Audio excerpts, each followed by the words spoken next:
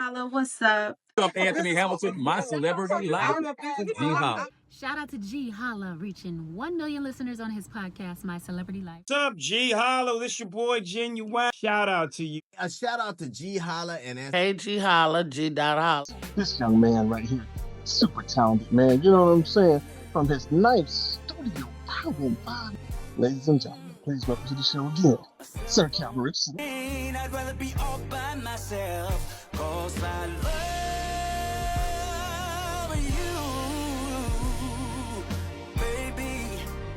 Do you understand that I'm trying to be the best man? This is Calvin Richardson, and I am on My Celebrity Life with my boy Ge Holla. What's good, man? What's going on with you? Hey, man, all is cool, man. You know what I'm saying? And you just definitely super smooth, making a good love music for the ladies and the people out there to tap into, man. We appreciate you, brother. We really do. Oh, man. The feeling is mutual, my brother.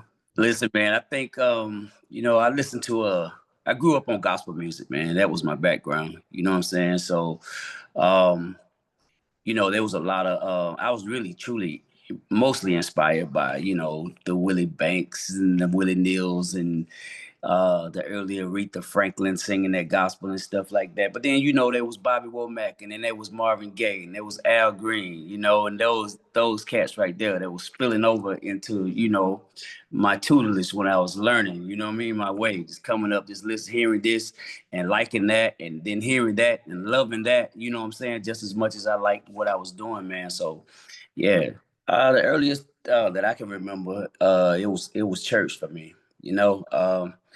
my mama, that was our background. She brought us up in it, man. You know what I'm saying? We used to, I felt like we was in church like 4 days out of the week, but we really wasn't. But, they'd be having prayer meetings at the house, and then we'd leave, the next night we'd be at somebody else's house, and then they had Bible study, and then they had church on Sunday. That was all day, you know what I'm saying? So I had a healthy dose of, the gospel life, and it was good. It was good though. You know what I mean? I think, it instilled a lot of good things in me that I still hold on to today. And, once again, man, that's where I hone my skills. So, but yeah, church, man, that's my first remembrance. Cool. Now that you could remember your first remembrance outside of church, what was that? When was that first venue into the world that you had your first performance? I started doing talent shows in middle school. And then, went through high school with it, doing the talent shows. And then, we formed a group. But yeah, school. Absolutely, man. I mean, it's an audience. It's people, getting out in front of people. And, for me, it was, just kind of hands-on learning, you know what I mean? In the job setting, like you had to go in and just do it, you know what I mean? But, nowadays, man, our younger generation, man, the one thing that there is no shortage of is confidence in this, the younger generations, man. So they have access to a lot of things that we didn't have, you know what I mean? Social media. So their audience is way bigger than my audience could have ever been back then. You know what I mean? We talking about 20, 30 people on the smallest at a Bible study, and then go to church and get a little bigger than that. And then you go to programs and get a little bigger than that. Go to school, it's a little bigger than that, whatever, But but now, man, they have large audiences, man. But yeah, but that's a good way to start. Yeah, Country Boy, man, was really my first. It was my first solo project. On my own. I was in a group before we signed to Tommy Boy Records, and so I got that was the first time signing experience, which was, really exciting. We was able to work with T-Ray from, he was a super producer, hip hop producer. Met a lot of people. We signed to Tommy Boy Records again. Like, I think I just said that, but yeah, Naughty by Nature was there. I learned a lot, man, and got to meet a lot of artists and stuff like that. But when I did the solo project, man, Heavy D signed me to Uptown Records. And, working with Heavy D and being able to talk with him, get inside of his head and get in the studio with him and watch how he did things. It was a learning experience for me. Chico DeBarge was my guy. Me and him became to be really good friends. Matter of fact, my first single that we put out called True Love. That was, Chico DeBarge. He did that.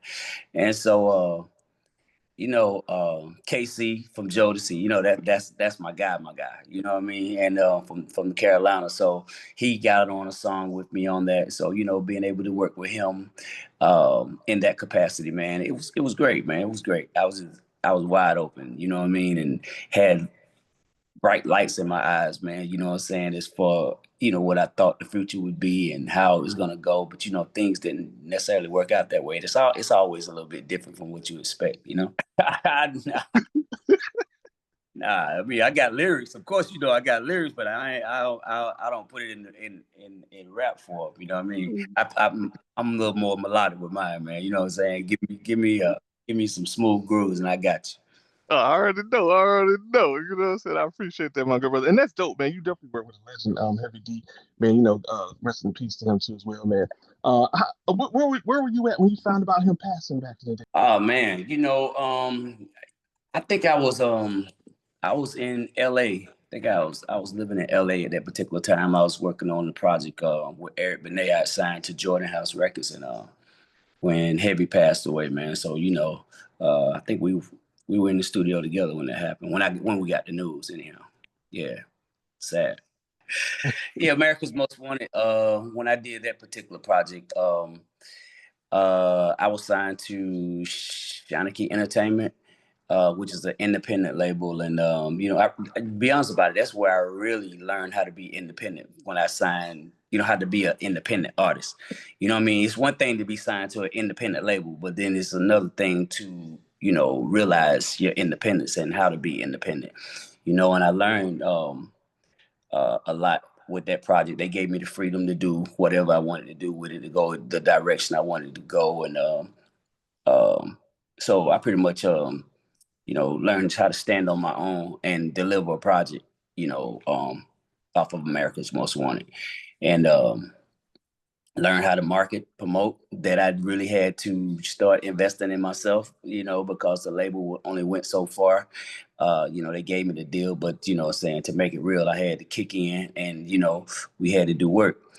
And so, like I said, I learned how to be independent, but there was some good songs there, you know what I mean? And but like I said, I was just really on that one, finding my way, taking charge of the project.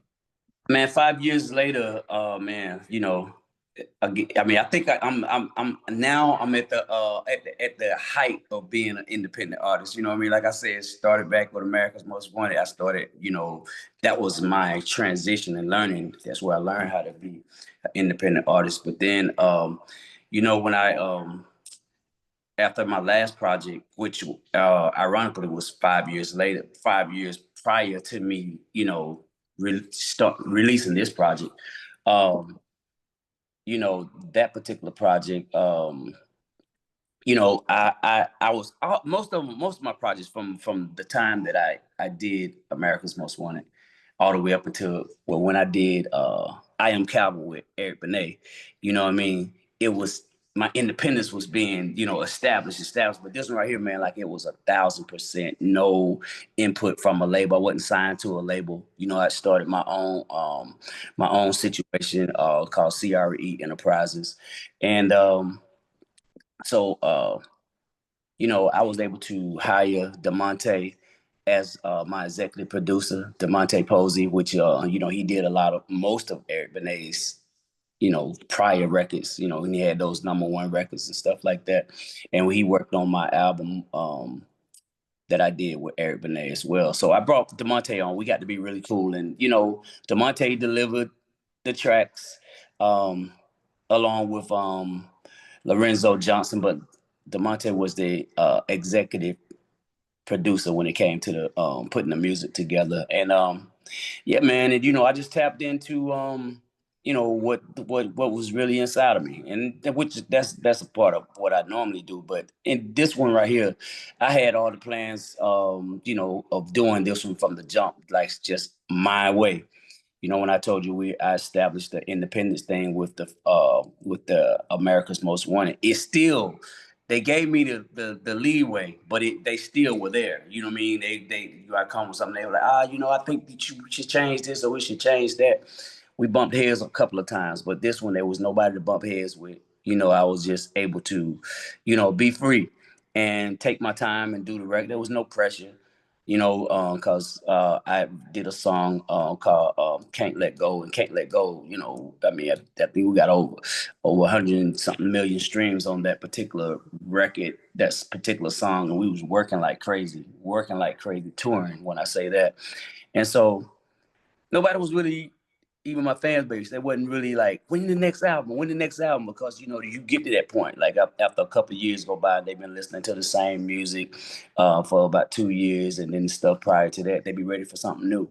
But there was that pressure just wasn't there, man. So I was able to really just take my time without trying to come skidding in on the runway. You know what I mean? Just take my time and line it up. You know what I mean? Get everything proper, man. And that's what we did, man. And this album right here, man, I'm probably more proud of this album than any album that I've done in my career. Do that there. See how you come out there. You'll be all right. Do it. Hey, what do you think about getting Mr. Lenny Williams on the remix? What you think about that? I mean, I wanted Lenny on the this version, but saying it didn't work out. So hey man, everybody you can only control the things that you can control. It'd be, like I said, it would have been great to have him on this one, because that was the inception of the song. I was gonna remake the original version and with Lenny, and have Lenny, as a feature, you know what I mean? And but he didn't feel like, according to him, now I'm not paraphrasing or anything, that he could bring something fresh and new to a new version of this record. So he felt like, he declined, and that's my guy, man. I've been good friends with him for quite some time, but hey, maybe now that it's out, we can revisit that, and there's a extended version that we may be able to do, and I can bring him on, and if I can't do nothing but let him drop that knowledge like he dropped at the end of the first original one, when he was talking about, what I'm saying? He sat there and played the records till he just didn't want to hear them no more, and all that stuff, and it might work out. We'll see. Calvin Richardson on Boots on the Ground. You know what I'm saying? Because it's like this re-emerging of soul music. I would love to hear you on them type of updated song. What you think? You like Boots on the Ground? You feeling that one?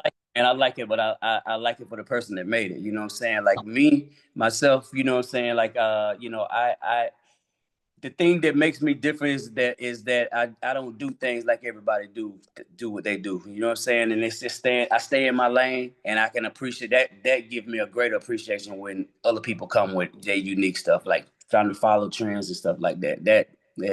That's not me. It's just not me. I like it. Don't get me wrong. I like Boots on the Ground. Nothing negative to say about it. But you know what I'm saying? Like I said, I think it's better for the person that did it. Like I'm a different type of cat. My message is different from that. You know what I mean? I keep my boots on the ground in a whole nother way. You were tasked to find 7 people in history, living or dead. The reason why you finding these 7 people is because we going on, you know what I'm saying, the 5 years later world tour.